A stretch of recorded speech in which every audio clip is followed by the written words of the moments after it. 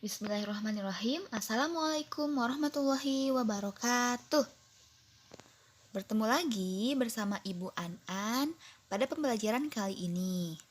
Hari ini kita akan belajar bahasa Indonesia tentang menentukan unsur intrinsik dongeng fabel.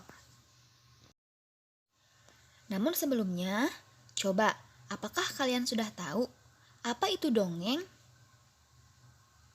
Ya, betul. Dongeng adalah cerita fiksi atau hayalan.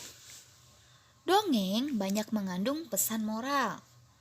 Dongeng biasanya diceritakan secara lisan dan turun-temurun dari satu generasi ke generasi. Nah, sedangkan dongeng fabel adalah cerita hewan atau cerita yang menceritakan kehidupan hewan yang berperilaku menyerupai manusia. Nah, fabel juga merupakan cerita fiksi atau cerita hayalan. Dalam dongeng terdapat unsur-unsur intrinsik. Unsur intrinsik adalah unsur yang harus ada pada cerita atau dongeng itu sendiri.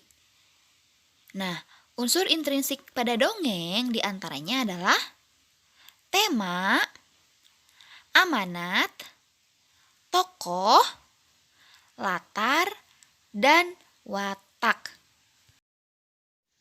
Pertama, tema. Tema yaitu ide dasar atau ide pokok atau gagasan yang menjiwai keseluruhan cerita. Misalnya, tema pada dongeng Kura-Kura dan Kelinci adalah sifat sombong dan rendah hati. Kedua, amanat. Amanat yaitu pesan atau nasihat yang ingin disampaikan pengarang. Misalnya, amanat pada dongeng Kura-Kura dan Kelinci adalah tidak boleh sombong. Ketiga, tokoh. Tokoh adalah pelaku dalam sebuah cerita. Tokoh dalam cerita dibedakan menjadi dua. Ada tokoh utama dan tokoh tambahan. Tokoh utama adalah tokoh yang paling banyak diceritakan, sedangkan tokoh tambahan adalah tokoh yang porsi penceritaannya lebih sedikit.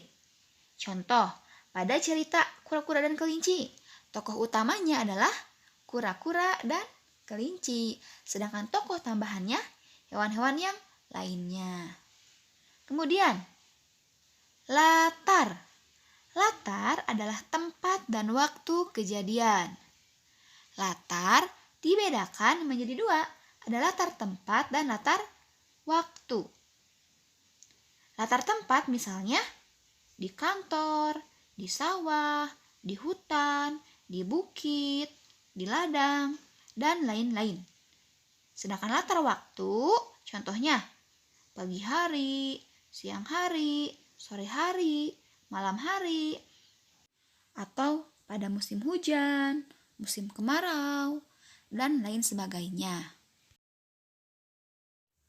Terakhir, watak. Watak adalah karakter atau sifat tokoh. Watak-watak tokoh dapat diketahui melalui perkataan, perbuatan, pikiran, dan reaksi tokoh.